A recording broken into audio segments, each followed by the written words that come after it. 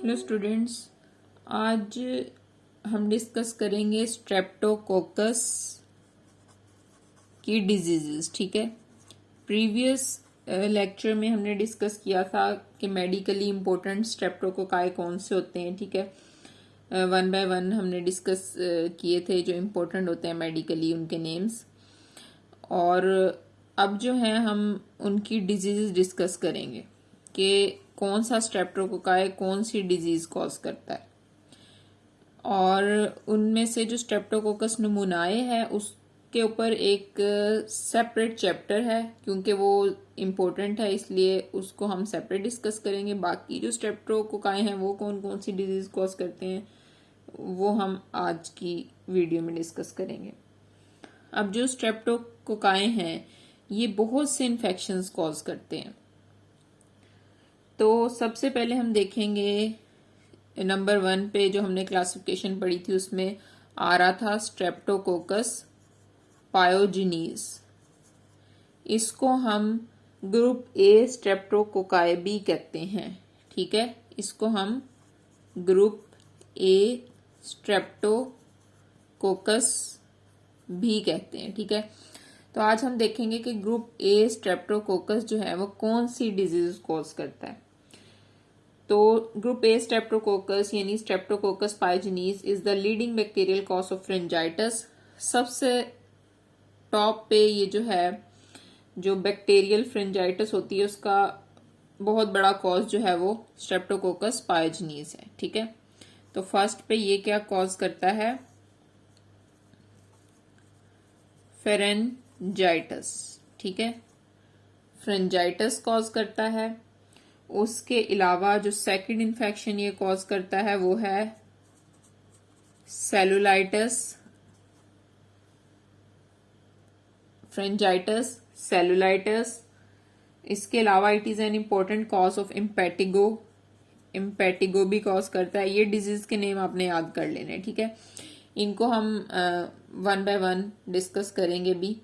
और ये जो डिजीज हैं इनकी पिक्चर भी शॉर्ट वीडियो में मैंने शेयर की हुई है, आप शॉर्ट्स में जाके देख सकते हैं। फ्रेंजाइटिस, सेलुलाइटिस, इम्पेटिगो क्या होते हैं ये। ठीक है, उसके अलावा जो है नेक्रोटाइजिंग फेसाइटिस, नेक्रोटाइजिंग फेसाइटिस और स्ट्रेप्टोकोकल टॉक्सिक शॉक सिंड्रोम। ठीक है, स्ट्रेप्टोकोकल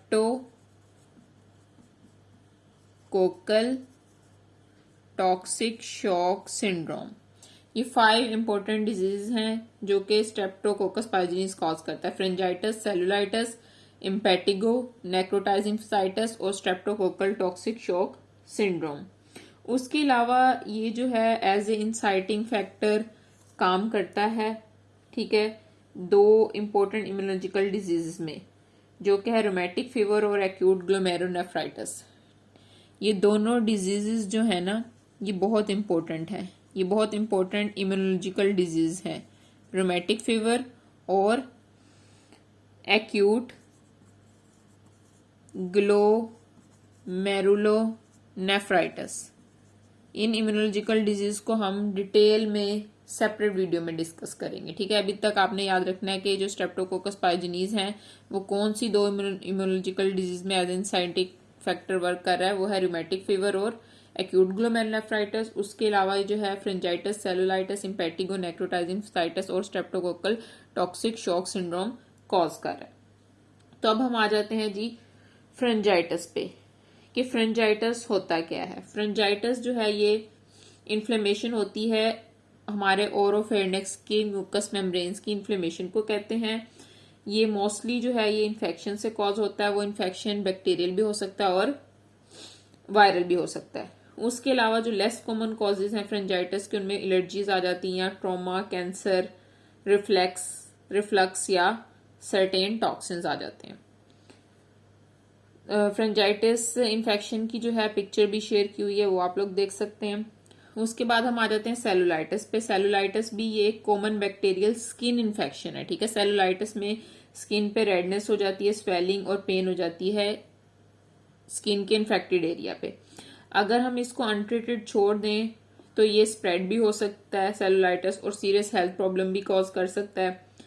इसे हम रोक कैसे सकते हैं? एक अच्छी अपने वाउंड की केयर करके और हाइजीन प्रॉपर करके। ये बहुत इंपॉर्टेंट है सेलुलाइटिस को प्रिवेंट करने के लिए। नेक्स्ट हम आ जाते हैं जी इम्पेटिगो पे। इम्पेटिगो की भी मैंने पिक्चर शेयर की हुई है, ठीक है। उसमें क्या होता है, लीजन्स बन जाते हैं। ये बिल्कुल एक फसल, थैलियों की एक फसल होती है, crops of vesicle with a Honey coloured crust, ठीक है। हनी कलर का क्रस्ट सा बन जाता है। अब जो इम्पेटिगो है ना, ये स्टेफ बैक्टीरिया से भी हो सकती है और स्ट्रेप्टो से भी हो सकती है। जो हम पढ़े हैं स्ट्रेप्टोकोकस पढ़े हैं ना, स्टेफाइलोकोकस बैक्टीरिया से भी हो सकता है इम्पेटिगो का इन्फेक्शन। तो स्टेफाइलोकोकस ओरियस और स्ट्रेप्टोकोकस पाइजनीज, ये दोनों जो है इम्पेटिगो कॉज करते हैं। उसके बाद जी हम आ जाते हैं नेक्रोटाइजिंग फेसाइटिस। ये क्या होता है? Is a subset of aggressive skin and soft tissue infection. ये एक मजमुआ होता है बहुत शदीद किस्म के स्किन और सॉफ्ट टिश्यू इन्फेक्शन का, ठीक है। हमारी स्किन और सॉफ्ट टिश्यू दोनों इसमें डैमेज हो रहे होते हैं, जिससे हमारे मसल, फेशिया की और जो नीचे स्किन के सबक्यूटेनियस टिश्यू होते हैं उनकी नेक्रोसिस हो जाती है, ठीक है। इसलिए इसको नेक्रोटाइजिंग फेसाइटिस कहते हैं, क्योंकि इसमें हमारा जो मसल फेशिया है और सबक्यूटेनियस टिश्यूज हैं उनकी नेक्रोसिस हो जाती है। The infection typically travel along the facial plane में जो है इन्फेक्शन ट्रेवल करता है, which has a poor blood supply. यानी उस मसल को, फेशिया मसल की जो है पुअर ब्लड सप्लाई हो रही होती है, उसको ब्लड सप्लाई नहीं मिल रही होती, क्योंकि इस इन्फेक्शन में वो मसल इफेक्ट होता है, ठीक है। तो आपने याद रखना है necrotizing fasciitis is a subset of aggressive skin and soft tissue infection. इनको SSTIs भी कहते हैं, skin and soft tissue infections. उसके बाद जी आ जाता है स्ट्रेप्टोकोकल टॉक्सिक शॉक सिंड्रोम। ये बहुत रेयर होता है, लेकिन ये एक बहुत सीरियस किस्म का बैक्टीरियल इन्फेक्शन है। इससे क्या होगा, ये जो है बहुत क्विकली आपके ब्लड में जाएगा, ठीक है, और ब्लड प्रेशर आपका लो हो जाएगा। मल्टीपल ऑर्गन फेल्स भी हो सकते हैं अगर ये टॉक्सिन जो है ब्लड में जाए, और इवन डेथ भी हो सकती है अगर ये सीरियस हो जाए। होप सो यू अंडरस्टैंड, ठीक है। ये डिजीज आपने अंडरस्टैंड कर ली होंगी। ग्रुप ए जो बैक्टीरिया है स्ट्रेप्टोकोकस पाइजनीज की, कि कौन कौन सी डिजीज कॉज करता है। अब नेक्स्ट जो है हम देखेंगे जो बाकी हमने मेडिकली इंपॉर्टेंट स्ट्रेप्टोकोकस डिस्कस किए थे उनकी डिजीज। मोस्ट इंपॉर्टेंट जो थी वो ग्रुप ए स्ट्रेप्टोकोकाई की थी, वो हमने डिटेल में डिस्कस कर ली। सेकंड नंबर पे जी अब है ग्रुप बी स्ट्रेप्टोकोकस, जो कि था स्ट्रेप्टोकोकस एग्लेक्टिया। अब हम उसकी डिजीज डिस्कस करेंगे। तो जी ग्रुप बी स्ट्रेप्टोकोकस जो है उसको हम स्ट्रेप्टोकोकस एग्लेक्टिया भी कहते हैं, ठीक है। स्ट्रेप्टोकोकस एग्लेक्टियाe ये जो है जी, ये डिजीज कॉज करते हैं नियोनेटल सेप्सिस एंड मेनिंजाइटिस, ठीक है। इसकी यही डिजीज है नियोनेटल सेप्सिस, यानी ये नियोनेट्स में होती है, नियोनेटल सेप्सिस एंड मेनिंजाइटिस। तो ये आपने याद रखनी है, नियोनेटल सेप्सिस एंड मेनिंजाइटिस। ये क्या होता है जी, नियोनेटल सेप्सिस और मेनिंजाइटिस जो है, ये अगर हम इसमें नियोनेटल मेनिंजाइटिस देखें तो ये इन्फ्लेमेशन होती है मेनिंजिस की during the first 28 days of life, ठीक है। मेनिंजिस जो हमारी ब्रेन की लेयर्स होती हैं उनकी इन्फ्लेमेशन को कहते हैं नियोनेटल मेनिंजाइटिस। ये फर्स्ट 28 डेज ऑफ लाइफ के दौरान जो होती है ना, उसको कहते हैं neonatal. According to the time of diagnosis it is classified as early onset meningitis और लेट ऑनसेट मेनिंजाइटिस। इसमें क्लिनिकल फीचर जो है फर्स्ट वीक ऑफ लाइफ में अपेयर हो रहे होते हैं।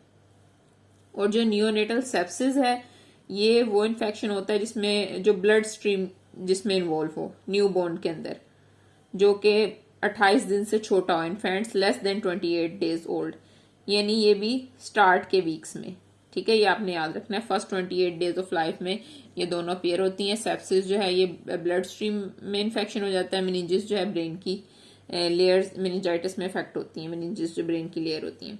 तो ये आपने याद रखना है। ग्रुप बी स्ट्रेप्टोकोकस की डिजीज जो है वो नियोनेटल सेप्सिस और नियोनेटल मेनिंजाइटिस है।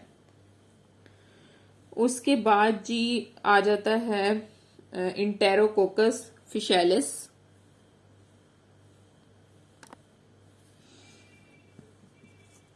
इंटेरोकोकस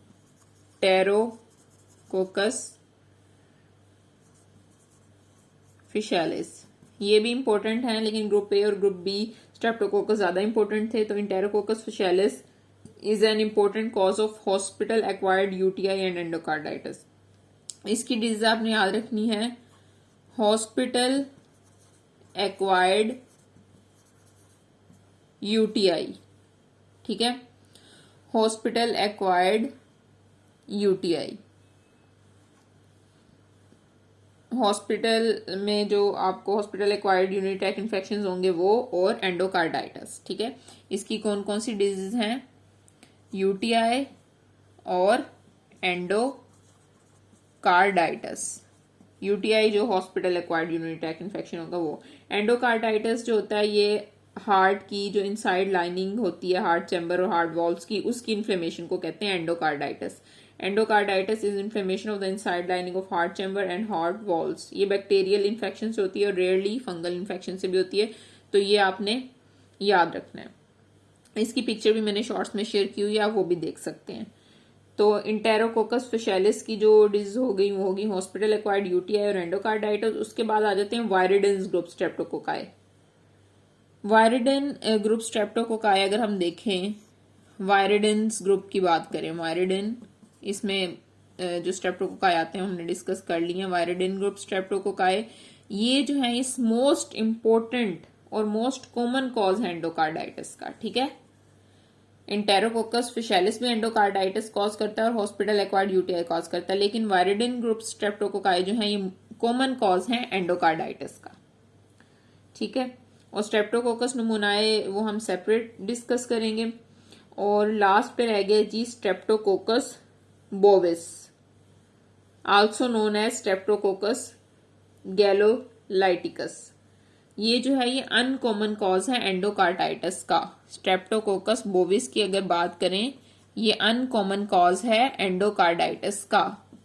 सही है, वायरिडेन ग्रुप्स कॉमन कॉज है एंडोकार्डाइटिस का, स्ट्रेप्टोकोकस बोविस जो है ये अनकॉमन कॉज है एंडोकार्डाइटिस का। Hope so you understand.